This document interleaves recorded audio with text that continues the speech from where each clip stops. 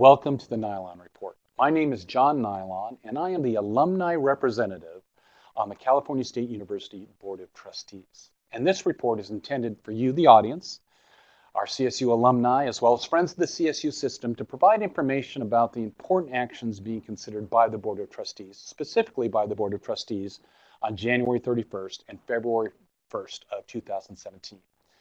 And I believe the considerations that are being debated are important not only for today's students, the future students, all of our campuses, but really even the health of the state of California. From the meetings, we have three main takeaways. The first takeaway is about the 2017-18 budget and potential tuition increase. We then heard from our chancellor about the state of the CSU system. And finally, I'd like to talk a little bit about some good news that we have that's exciting and I think you'll find very interesting. So let's jump right into it. We're right in the middle of budget season. Trustees submitted a budget to the governor asking for a $325 million increase in funding. The governor returned a proposal with a $157 million increase. There is a difference of $167.7 million that are not being proposed by the governor to fully fund the needs of the CSU system. And that's where you, our friends and alumni, can participate in advocacy to make sure that our system is fully funded so that we can guarantee this promise to all of the residents of the state of California.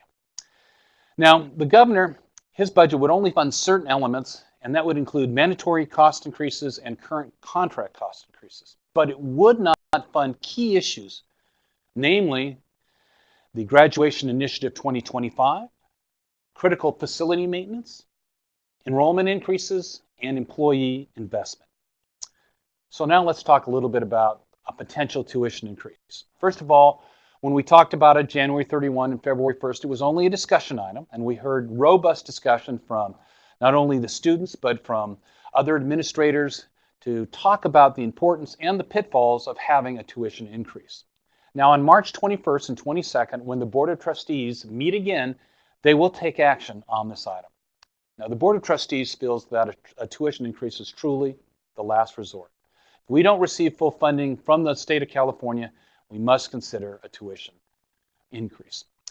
If the tuition increase occurs, the money that will be raised would be used, the priority of those dollars would be used for student success programs, such as the Graduation Initiative 2025. Now, we recognize that the tuition increase is a $270 maximum over a year.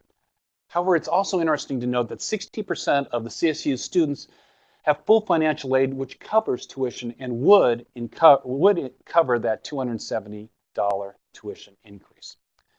Now, it's also interesting to think about if we are successful with the Graduation Initiative 2025, and if we can just trim one semester off the college experience, the savings from that semester would far and exceed any cost increase in tuition.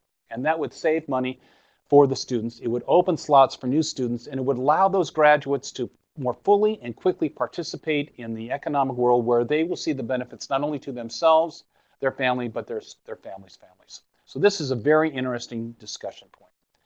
At this point, the Board of Trustees has three options that they're considering, one of which is advocate and receive full funding from the state legislature. And again, that's where you can play a very important part, because if we receive full funding from the state legislature, we will not be seeking a tuition increase.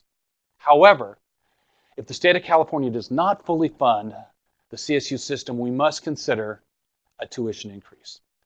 Absent the tuition increase, we can see significant program cuts, and we can see issues such as our Graduation Initiative 2025 being severely limited. If you'd like to participate and be an advocate on behalf of the CSU system, the website is on the screen for your consideration. So now let's move to the Chancellor's State of the CSU presentation. He talked a little bit about the CSU system being united. We are a united system. We are the largest system in the nation, but all 23 campuses are united in serving the total population in the state of California.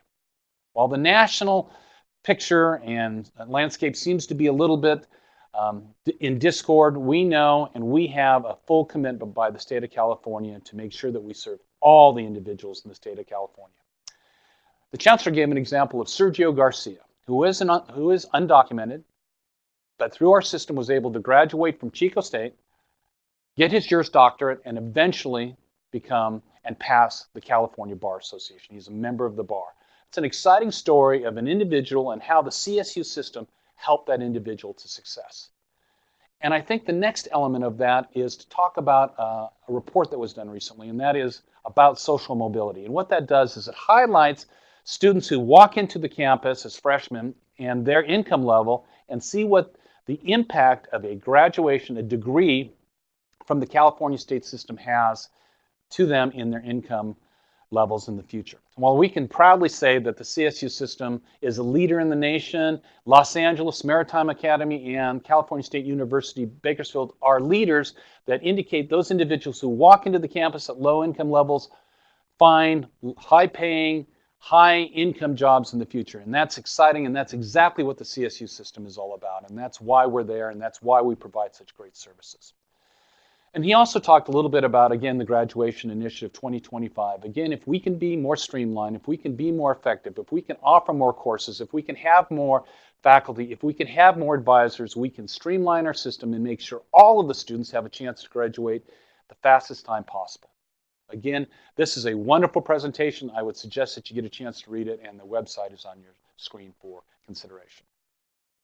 Now let's shift to some real positive news, and that's the philanthropy report for 2015-16.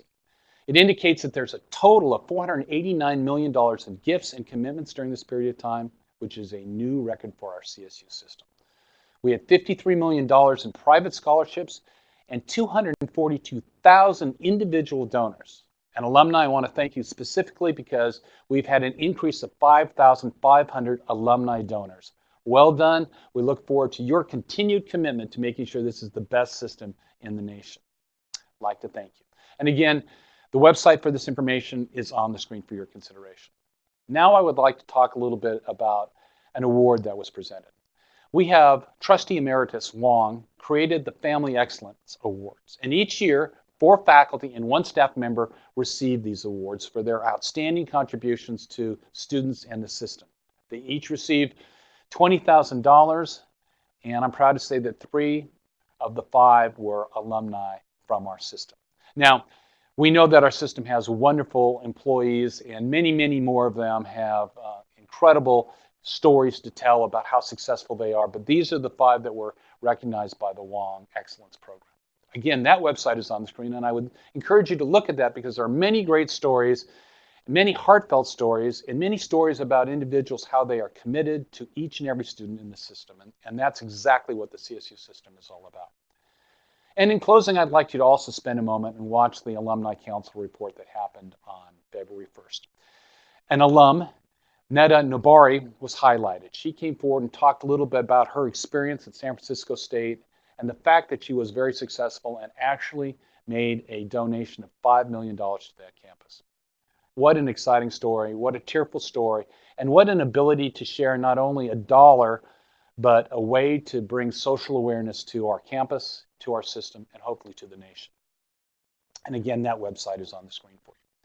Well, as you can tell, we had a very busy Board of Trustee meeting on January 31st and February 1st of 2017. We look forward to seeing you in March. Take care.